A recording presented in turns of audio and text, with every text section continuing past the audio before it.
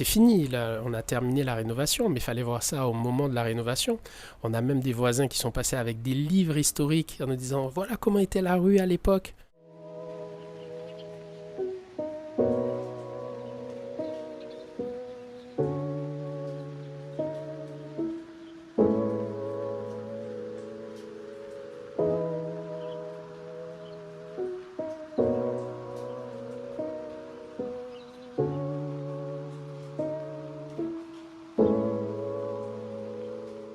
Je suis pointois à la base, donc avec ma grand-mère on habitait la rue Barbès.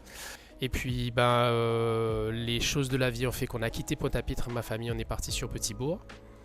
Et à un moment donné, il y a de ça 3 4 ans, j'avais vraiment le désir qu'on revienne, pourquoi pas faire grandir nos enfants ici à Pointe-à-Pitre. C'est une forme de nostalgie, j'imagine.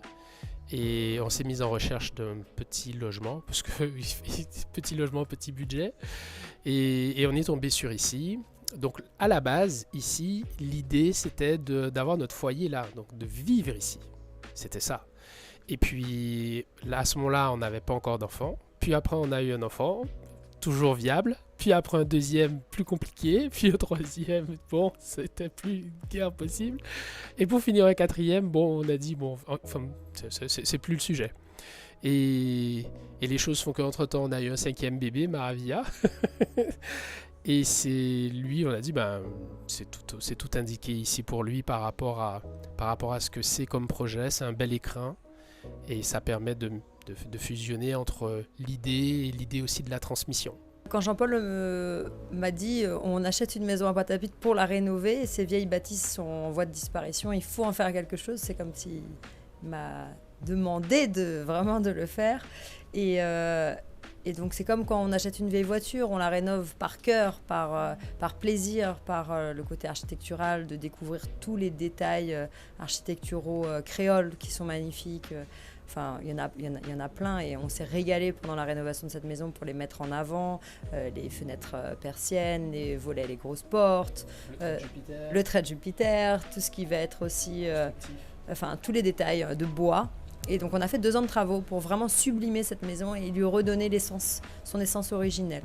Et en tant qu'architecte, c'était un beau défi et un plaisir en fait. C'était vraiment, je crois que le plaisir, c'était ça le maître mot du projet. Alors ici, c'était les combles de l'habitation. On voit que c'est pas haut sous plafond, on touche juste. Pour les plus grands, c'est un peu difficile d'accès. Un petit peu compliqué. Mais ce qu'on voit surtout, c'est ces planches en fait. Celles-ci, elles sont d'origine et on n'a pas voulu les supprimer pour les garder comme les plafonds. Sauf qu'avant, il y avait la tôle directement. Dans le souci de rapporter du confort thermique et de la modernité au bâtiment sans modifier l'aspect, c'est ça l'enjeu en fait. C'est que quand on rentre ici, on a l'impression d'être dans le temps, mais on a le confort moderne, mais il est invisible. Souvent, on veut apporter de la lumière dans ces cases créoles qui sont très sombres. Parce qu'on a des persiennes, parce qu'on se protège du soleil et on n'a pas voulu les supprimer parce qu'on les adore nos persiennes. Mais ce qu'on a trouvé comme astuce, c'est de venir les déporter en venant, hop, vous voyez, comme ça. Donc elles sont fermées et nous on les a mis sur gond. Donc si on a envie de rapporter de la lumière, il n'y a que l'ouvrir.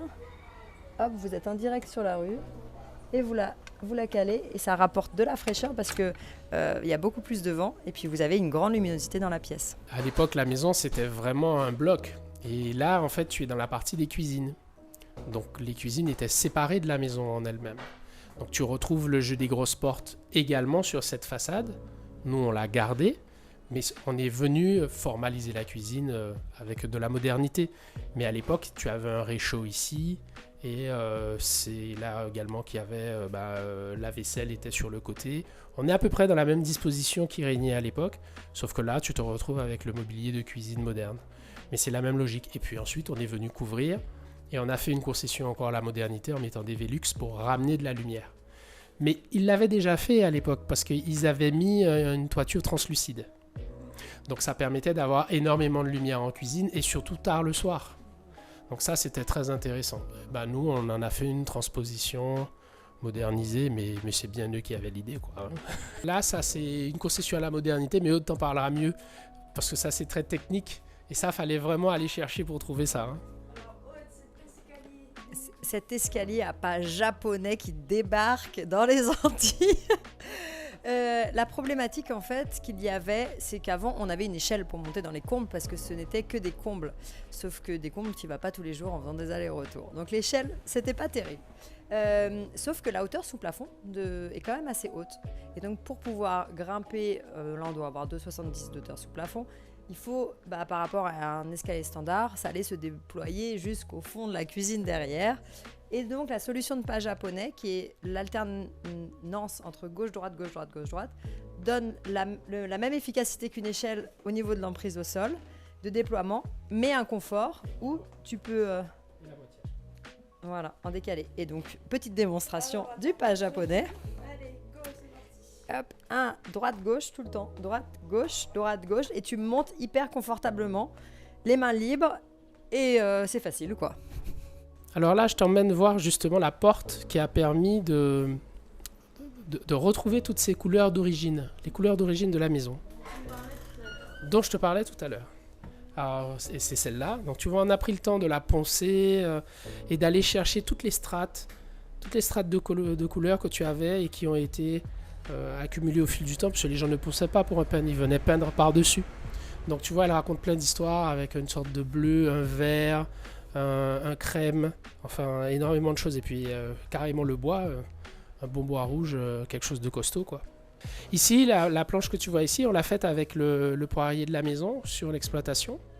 C'est pour ça que la Maravilla est vraiment très liée à ce lieu, puisque là, c'est vraiment au niveau de l'exploitation qu'on est venu, on l'a débité et on lui a donné une seconde vie pour en planche. C'est lui que tu vas retrouver également sur le mobilier. L'escalier que tu as vu japonais, c'est également les planches du poirier et ainsi de suite. Aujourd'hui, la maison Maravilla propose effectivement les produits cosmétiques Maravilla. C'est un petit peu la maison vitrine pour parler, les essayer, découvrir notre énergie de marque finalement, parce qu'on peut retrouver les produits un petit peu partout en pharmacie déjà. Mais également, le plus, c'est dans une notion de valorisation du savoir-faire traditionnel autour des plantes et des végétaux. On peut également composer ces tisanes sur mesure avec des plantes issues de l'exploitation de petits bourgs également. Faire son petit thé, s'asseoir pour discuter, goûter. Là, c'est des partenariats, des échanges avec d'autres personnes. On a Marga qui fait des cookies, qui va venir maintenant les samedis les proposer ici à la vente. Donc venir boire un thé, manger un cookie, discuter, blaguer et juste apprécier la maison.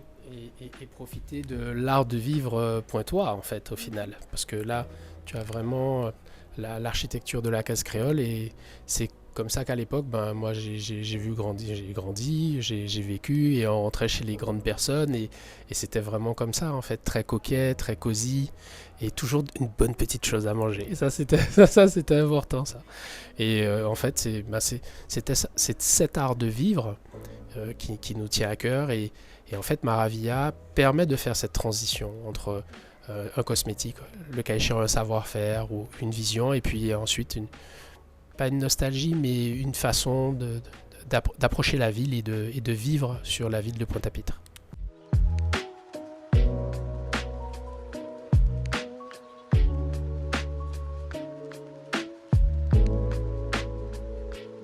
Pointe-à-Pitre est vraiment en train de renaître avec le temps que ça prend et on l'a vu sur d'autres territoires à travers le monde. Les processus de gentrification sont longs, ça ne se fait pas en une seule fois et en une année ou même en 5 ans. C'est chaque personne qui va mettre sa pierre à l'édifice pour redonner de l'attractivité à la ville et ça va se créer par des commerces attractifs qu'on va mettre en place, des lieux un petit peu particuliers, mais également par des bureaux, par des restaurants. Enfin, il faut qu'il y ait une logique de faire venir la population dans la ville. Donc il faut offrir du service. Et on voit émerger, on a initié cette démarche avec d'autres avant nous et il y en a d'autres qui se mettent en place et c'est fabuleux. Il faudrait que tout le monde s'y mette et c'est ce qu'on voulait faire avec cette maison, c'est un petit peu dire oui c'est possible et on peut le faire en préservant ce patrimoine et en mettant ça en avant pour le sublimer. Et si on l'a fait, vous pouvez aussi le faire et faites-le tous et demain Pointe-à-Pitre deviendra ce qu'il était d'antan avec toute sa pétillance, quoi. Refaire ça était plus dans l'idée de garder vraiment une part d'héritage et de le tenir debout parce que la maison était en train de s'effondrer. Et en fait, aujourd'hui, beaucoup de gens à Pointe-à-Pitre qui sont amoureux de la ville parce qu'ils ont grandi là. Hein. Nos briques est là, donc on a besoin de revenir là. Et effectivement, petit à petit, il y a des pierres qui se mettent à l'édifice. Et à un moment donné, ça va faire une belle personne, comme ça a pu l'être avant. Voilà. Elle est déjà belle, mais on va la rendre encore plus jolie. On va la maquiller, la farder. Et le carnaval est là pour montrer ça. Hein. Le carnaval te montre à quel point l'énergie de la ville, elle est extraordinaire. C'est complètement hyper costaud. Allez, tiens-toi un peu correctement, s'il te plaît. Et bah, tu vois. Ah, voilà, Hop là. c'est bon. Hop, Donc tu vois, voilà le genre de choses qui nous a fait vibrer. Tu sais, c'est là où on réécrit l'histoire après tout qu'on l'on veut. Hein. On aurait pu faire quelque chose qui est vraiment très très identique ou alors se donner des marges de manœuvre de liberté et puis rendre le lieu fun en fait. Parce qu'on voulait qu'il soit frais, le rendre jeune, le rendre frais.